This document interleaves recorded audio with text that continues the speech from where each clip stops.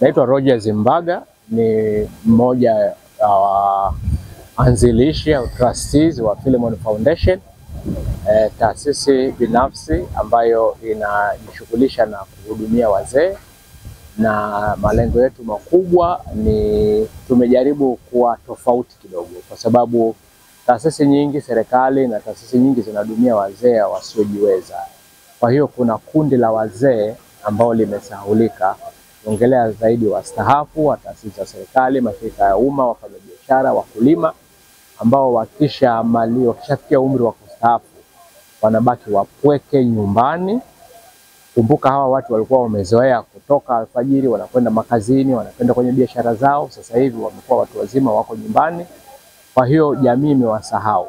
Kwa hiyo wengi wanapata magonjwa yasiyo ya kuambukiza kwa sababu ya upweke na stress za namna mbalimbali. Kwa hiyo tumeona sisi tujaribu kulenga kundi hili, kwa sababu hatuwezi kulenga kila mmoja kama mnafahamu, kwa sababu kuna changamoto za rasilimali fedha. Kwa hiyo tumeona tujaribu kuangalia kundi ambalo tunaamini limesahulika kwa kiasi kikubwa sana. Kwa hiyo tunawaangalia kwa maana ya kuwakutanisha, kutane, wabadilishane mawazo, wafurahi, wacheze, wafanye mazoezi ili kuhakikisha kwamba wanaimarisha afya zao. Lakini zaidi sana hawa watu ni hazina kubwa sana, kwa wengi wamesoma vizuri, wengi wamefanya kazi, wengine wamefika kwenye nafasi kubwa kwenye taasisi mbalimbali, kwenye shughuli zao za biashara na kilimo, lakini bado wana nguvu sana ya kutoa huduma kwa jamii.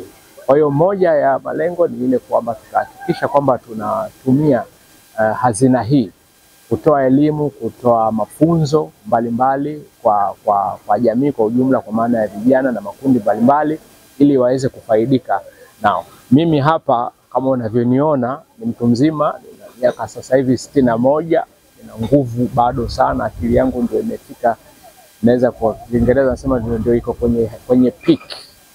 Lakini sasa ina maana nimefikia umri wa kustaafu, lakini naamini kwamba na vitu vingi sana ambavyo ninaweza nikashare na jamii, kwa maana ya kutoa elimu, kushauri na kadhalika. Kwa hiyo taasisi inawatafuta watu kama mimi na wengine ambao wataweza kuwa tayari kuwashirikisha kufanya mambo mbalimbali ili kuongeza tija kwenye jamii kwa ujumla.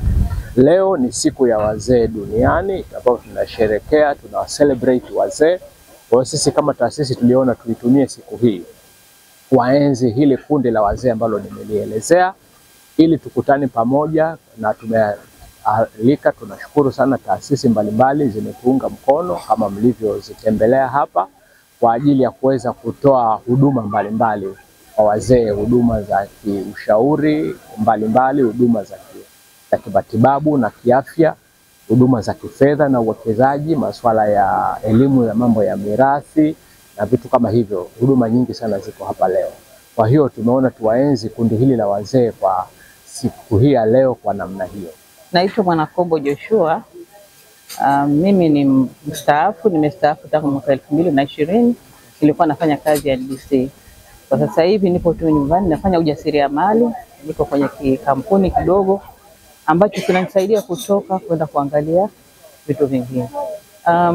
Kwa kweli sisi wazee tumesahaulika hasa kwenye upande wa serikali, kwa sababu ukiangalia mtu anapata pensheni ya 1,500 mpaka 2,500. Hiyo kwa kweli sidhani kama wewe, hata kama ni wewe, itaweza kukufaa kwa chochote.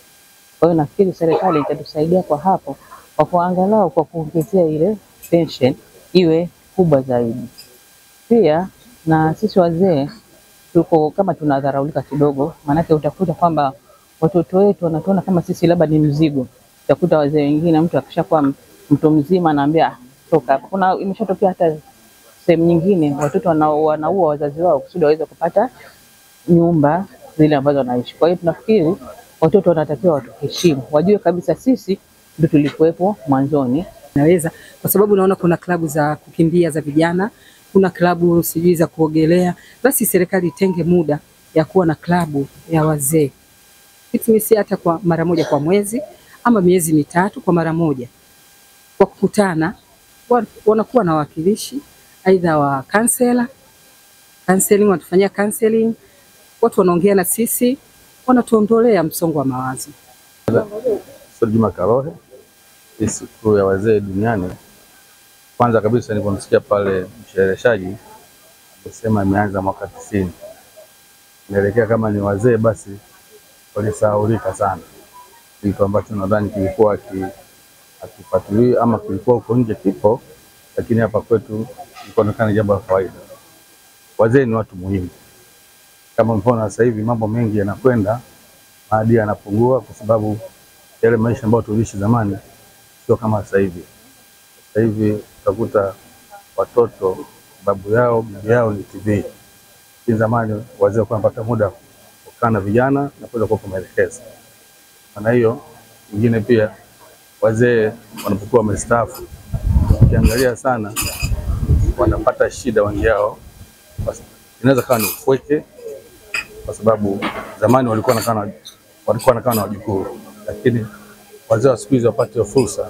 Habari hii inatokea jijini Arusha, inahusiana na hoteli ya kimataifa ya Parrot Hotel. Hoteli hii ina hadhi ya nyota 4 ya ukweli iliyopo Kaloleni jijini Arusha. Jengo lake ni la ghorofa lenye floor 13, vyumba 116 vya kulala vyenye hadhi tofauti. Hapa kuna executive suite, junior suite, executive, standard bedroom, double deluxe na twin bedroom. Parrot Hotel ndani yake ina migahawa miwili. Mmoja ni maalum kwa ajili ya kupata kahawa za aina zote. Sehemu ya pili ni ya kupata chakula pekee. Hapa kuna bar maalum yenye swimming pool iliyopo floor ya 3. Kuna kumbi za mikutano kubwa 2 na kumbi ndogo kwa ajili ya vikao. Katika Afrika Mashariki, Parrot Hotel kwa sasa ni hoteli ya mfano kutokana na ubora wa huduma zake.